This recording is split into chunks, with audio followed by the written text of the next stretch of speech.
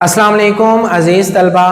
आज के video lecture के अंदर हम स्मोग को डिटेल के अंदर डिस्कस करेंगे। स्मोग क्या है, किस तरह से बनती है, कितनी इकसाम है, क्या क्या असरात होते हैं, तमाम चीज़ों को डिटेल के अंदर डिस्कस करेंगे। अजीज तलबा, जो स्मोग लफ्ज है ये दो अल्फाज पर मुश्तमिल है। एक है स्मोक यानी कि धुआं और दूसरा लफ्ज है फॉग यानी कि धुंध। जब भी धुआं और धुंध आपस में रिएक्ट करते हैं तो उसके नतीजे में जो चीज बनती है उसे हम स्मोग कहा करते हैं। और स्मोग एक एयर पॉल्यूशन है। जिस तरह से एसिड रेन एक हवाई आलूदगी है, एयर पॉल्यूशन है, स्मोग भी एयर पॉल्यूशन है जो कि थ्रू आउट द वर्ल्ड पूरी दुनिया के अंदर देखने को मिलती है। अजीज तलबा, आइए जरा रीड करते हैं। It is a combination of a two word smoke and fog. अब देखें, स्मोक के अंदर एस एम उसके जो पहले दो लेटर हैं वो स्मोक से लिए गए हैं और स्मोग के आखिरी दो लेटर ओ जी फोग से लिए गए हैं। Smog common air pollution occur through out the world. ये वो एयर पॉल्यूशन है जो पूरी दुनिया के अंदर पाई जाती है। अब इसकी दो इकसाम है, एक को कहते हैं क्लासिकल स्मोग और एक को कहते हैं फोटोकेमिकल स्मोग। क्लासिकल स्मोग का दूसरा नाम है लंदन स्मोग, क्योंकि इसको पहली दफा 1952 के अंदर लंदन के अंदर ऑब्जर्व किया गया था। अजीज तलबा, इसके और भी ढेरों नाम हैं। इसको इंडस्ट्रियल स्मोग भी कहा जाता है, इसको सल्फ्यूरस स्मोग भी कहा जाता है, इसको ब्लैक स्मोग भी कहा जाता है, इसको रिड्यूसिंग स्मोग भी कहा जाता है। अलग अलग बुक्स में अलग अलग नाम लिखे हुए हैं। अजीज तलबा, ये जो हमारे पास सल्फ्यूरस स्मोग है या हमारे पास रिड्यूसिंग स्मोग है, ये ज्यादातर आपको सर्दियों में देखने को मिलती है जब हमारे इर्द गिर्द के एनवायरनमेंट के अंदर नमी ज्यादा होती है और टेम्परेचर कम हुआ करता है। रिड्यूसिंग जो स्मोग है, इसको रिड्यूसिंग स्मोग इसलिए कहा जाता है क्योंकि इसकी नेचर रिड्यूसिंग होती है। इसको सल्फ्यूरस स्मोग इसलिए कहा जाता है क्योंकि इसके अंदर सल्फर डाइऑक्साइड और इसी तरह से पार्टिकुलेट मैटर पाए जाते हैं। सर, अब पार्टिकुलेट मैटर क्या होते हैं? पार्टिकुलेट मैटर वो छोटे छोटे सॉलिड पार्टिकल हैं जो कि हवा के अंदर मुअल्लक यानी कि सस्पेंड हो जाते हैं जब भी किसी कार्बन कंटेनिंग कंपाउंड को जलाया जाता है। बाज दफा आपने कभी मोटरसाइकिल की ट्यूब को या टायर को आग लगाई हो तो आप देखते हैं कि उससे धुआं बड़ा डार्क कलर का गाढ़ा धुआं उठता है। वो गाढ़ा धुआं दर हकीकत हमारे पास पार्टिकुलेट मैटर है जो कि कार्बन के ऊपर मुश्तमिल होता है। उसी को हम सूट भी कहते हैं, SOOT सूट। क्लियर होगी यहां तक बातें? अजीज तलबा, इसको रीड करते हैं। Smoke is observe during the cold and humid environment. It contain high concentration of SO2 and particulate matter of burning fuel. अब जो दूसरी टाइप है उसको हम कहते हैं फोटोकेमिकल स्मोग। इसी का दूसरा नाम है ऑक्सीडाइजिंग स्मोग। इसी का तीसरा नाम है लॉस एंजलस स्मोग, क्योंकि इसको पहली दफा 1950 के अंदर लॉस एंजलस के अंदर ऑब्जर्व किया गया था। लिहाजा इसको हम photochemical smog, Los Angeles smog, oxidising smog कहा करते हैं। अजीज तलबा, अब ये जो स्मोक की टाइप है ये उस वक्त देखने को मिलती है जब आपका इन्वायरमेंट ड्राई होता है, खुश्क होता है और जो मौसम होता है वो थोड़ा गर्म होता है। उस वक्त जो हमारे पास स्मोक होती है उसको हम फोटोकेमिकल स्मोक कहते हैं। इसका जो कलर होता है वो येलो ब्राउनिश कलर होता है। अब ये जो येलो ब्राउनिश कलर होता है वो एक्चुअल में NO2 की वजह से होता है। अब NO2 हमारे पास NO से बनती है। NO जो है हमारे पास वो इंजन से निकलता है। मोटरसाइकिल के इंजन के अंदर जब फॉसल फ्यूल जलता है तो NO नाइट्रिक ऑक्साइड निकलता है, जो कि हवा के अंदर अपनी ऑक्सीडेशन करवाता है और उसके नतीजे के अंदर नाइट्रोजन डाइऑक्साइड NO2 बनता है। इसकी वजह से इस स्मोक का कलर क्या होता है, येलो ब्राउनिश हुआ करता है। अजीज तलबा, अब ये जो हमारे पास स्मोक होती है इसके अंदर सिर्फ और सिर्फ NO2 नहीं होता। फोटोकेमिकल स्मोक के अंदर जो सबसे ज्यादा इंपॉर्टेंट चीज है वो है PAN, पर ऑक्सी एसिटाइल नाइट्रेट, और इसी तरह से एक्रोलीन है और फॉर्मल्डिहाइड है, जो कि नुमाया चीजें हैं जो कि फोटोकेमिकल स्मोक के अंदर पाई जाती है। अजीज तलबा, हमारे पास जो क्लासिकल स्मोक है वो रिड्यूसिंग इन नेचर है, photochemical smoke oxidising in nature है। क्लियर है? इसी तरह से सिर्फ और सिर्फ फोटोकेमिकल स्मोक में ये वाली चीजें नहीं होती, बल्कि इसमें परऑक्सी एसिटाइल नाइट्रेट है, फार्मालिन है, एक्रोलीन है, इसी तरह से हाइड्रोजन परऑक्साइड है, नाइट्रिक एसिड है, इसी तरह से इसमें ओजोन भी पाई जाती है। अब अजीज तलबा, यहां पर याद रखने की बात यह है कि क्लासिकल स्मोक ज्यादा खतरनाक है या फोटोकेमिकल स्मोक ज्यादा खतरनाक है, तो क्लासिकल स्मोक भी खतरनाक है, फोटोकेमिकल भी, लेकिन फोटोकेमिकल स्मोक ज्यादा खतरनाक है बनिस्बत क्लासिकल स्मोक के। अजीज तलबा, अब देखें कि इनकी कंडीशन क्या क्या है। पहले इसको एक बार रीड भी कर लेते हैं। This smoke is observe in the summer and dry condition by the action of a light yellow brownish colour due to NO2। Main component of this smoke is NO nitric oxide and unburned hydrocarbon, ozone, nitric acid, hydrogen peroxide, peroxy acetyl nitrate, acrolein, formaldehyde. इनकी वजह से आप इसको photochemical smoke कहते हैं और इसकी nature oxidising हुआ करती है।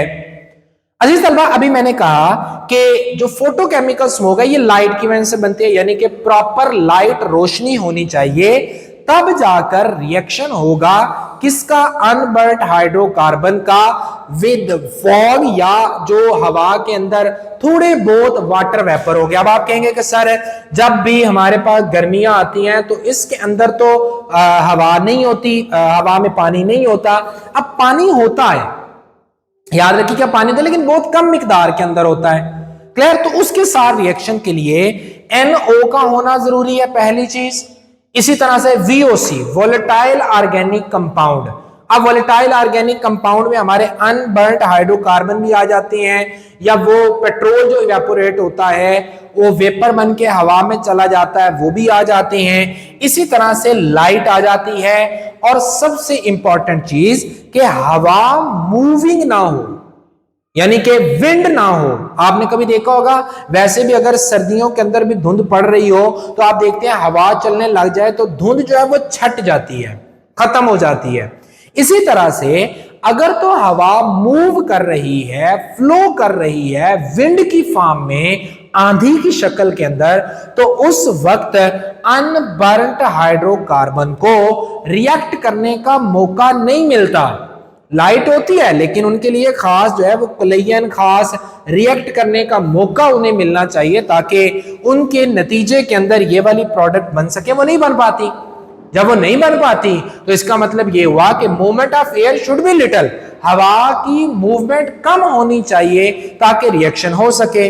अब देखते हैं हम इफेक्ट ऑफ ऑक्सीडाइजिंग स्मोक के इसके क्या क्या असरात होते हैं। अजीज तलबा, जो सबसे ज्यादा असर डालती है फोटोकेमिकल स्मोक वो है आई इरिटेशन। आंखों के अंदर चुभन पैदा होती है, आंखें जो हैं वो लाल सुर्ख हो जाती हैं, इनसे कसरत के साथ पानी बहता है। ये सबसे ज्यादा इफेक्ट आंखों को करती है, और आंखों को इफेक्ट करने की वजह PAN, पर ऑक्सी एसिटाइल नाइट्रेट होता है। अजीज तलबा, इसी तरह से ये फेफड़ों को मुतासर करती है, सांस लेते हुए सांस में खड़खड़ की आवाज आती है, खांसी का होना, और प्लांट को इफेक्ट करती है। जो प्लांट के पत्ते होते हैं पौधों के, वो झुलस जाते हैं, मुरझा जाते हैं, एनिमल को इफेक्ट करती है। आइए जरा रीड करते हैं। कफिंग यानी कि खांसी, विजिंग यानी कि सांस लेते हुए सीटी की आवाज का आना, आई इरिटेशन आंखों के अंदर चुभन पैदा होना, ब्रोंकियल कंस्ट्रिक्शन।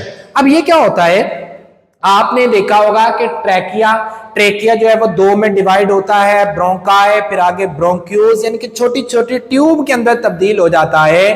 खास तौर पे वो लोग जिनको एलर्जी होती है या एजमा होता है, दमा होता है, उनके अंदर ब्रोंकाई जो अंदर वो जो छोटी छोटी नाड़ें हैं या छोटी छोटी ट्यूब्स हैं जो फेफड़ों के अंदर हैं, वो दब जाती हैं। अब जब वो दब जाती हैं तो सांस लेने में तंगी आती है। इसको हम कहते हैं ब्रोंकियल कंस्ट्रिक्शन, रबड़ एजिंग। अब आप देखेंगे कि जो टायर होते हैं या रबड़ होती है या ट्यूब होती है, उनकी उम्र कम कर देती है, क्योंकि इसके अंदर नाइट्रिक एसिड है, ओजोन है, जो कि बड़ी तेजी के साथ रबड़ के साथ रिएक्ट करती है। प्लांट की ग्रोथ को रिड्यूस कर देती हैं, प्रोडक्शन ऑफ क्रॉप, फसल की पैदावारी के अंदर कमी कर देती हैं, सब्जियों की पैदावार के अंदर कमी कर देती है, और ये तमाम इफेक्ट हैं फोटोकेमिकल स्मोक के। अजीज तलबा, अब सवाल पैदा होता है कि सर ये बनती किस तरह से है। अब जरा सुने कि बनती कुछ इस तरह से है कि हवा के अंदर होती है नाइट्रोजन, जो कि ऑक्सीजन के साथ मिलकर नाइट्रिक ऑक्साइड को बनाती है, या इंजन के अंदर से जब फ्यूल जलता है तो नाइट्रिक ऑक्साइड बनता है, हवा में जाता है तो ऑक्सीडेशन के बाद NO2 में तब्दील हो जाता है। अब NO2 दोबारा से टूटकर क्या बनाएगा, नाइट्रिक ऑक्साइड और ऑक्सीजन बनाएगा, जो कि नेसेंट या एटॉमिक ऑक्सीजन कहलाएगी, जो कि बहुत ज्यादा रिएक्टिव हुआ करती है। आइए जरा समझते हैं कि पहला स्टेप है कि नाइट्रोजन जो है ऑक्सीजन के साथ मिलती है और बनाती है नाइट्रिक ऑक्साइड, और इक्वेशन बैलेंस करने के लिए यहां पर मैं 2 लगाऊंगा। अब ये जो नाइट्रिक ऑक्साइड है, इसकी हो जाती है oxidation in presence of oxygen. अब ऑक्सीजन के साथ जब प्रेजेंस में होता है तो ये बनता है NO2, और ये रिएक्शन होता है एयर में। ये वाला रिएक्शन होता है इंजन के अंदर या फिर हवा के अंदर, नाइट्रोजन ऑक्सीजन के साथ मिलती है जब थंडर यानी कि लाइटनिंग होती है, जब तूफान आता है, बिजली की गरज चमक से भी ये रिएक्शन होता है। अब क्या होगा, NO2 जो है वो टूटता है और दोबारा बनाता है नाइट्रिक ऑक्साइड और एटॉमिक ऑक्सीजन को पैदा करता है, जो कि बड़ी रिएक्टिव है। अब ये एटॉमिक ऑक्सीजन जो है वो ऑक्सीजन के साथ मिलकर ओजोन को बना देती है, या एक तरीका है कि ये एटॉमिक ऑक्सीजन ऑक्सीजन के साथ मिलकर, ऑक्सीजन मॉलिक्यूल के साथ मिले और ओजोन के मॉलिक्यूल को प्रोड्यूस कर दे। ये तो है एक तरीका, लेकिन एक और भी तरीका कार है कि ये एटॉमिक ऑक्सीजन हवा के अंदर जो पानी के बुखारात हैं, उन बुखारात के साथ रिएक्ट करे और उस वाटर के मॉलिक्यूल को तोड़ दे। हम लोग जानते हैं कि वाटर का मॉलिक्यूल H2O है, जब ये एटॉमिक ऑक्सीजन के साथ मिलेगा और OH रेडिकल के अंदर यानी कि हाइड्रो ऑक्साइड रेडिकल के अंदर तब्दील हो जाता है, और इसको जनाबे मन आप कहते हैं ये एयर का डिटर्जेंट है, यानी कि हवा का साबुन है, एनवायरनमेंट का सोप है, जो कि एनवायरनमेंट को क्लीन किया करता है। अजीज तलबा, अब जब भी अनबर्न्ड हाइड्रोकार्बन, वो मीथेन हो, वो आपके पास इथेन हो, प्रोपेन हो, पेट्रोल हो, जब भी वो इस OH रेडिकल के सामने आता है तो उसके हाइड्रोजन को उतारकर पानी बना देगा। पीछे क्या है, C2H6 यानी कि इथेन है, तो एक हाइड्रोजन उतरा तो बना C2H5, और ये रेडिकल की शक्ल के अंदर होगा।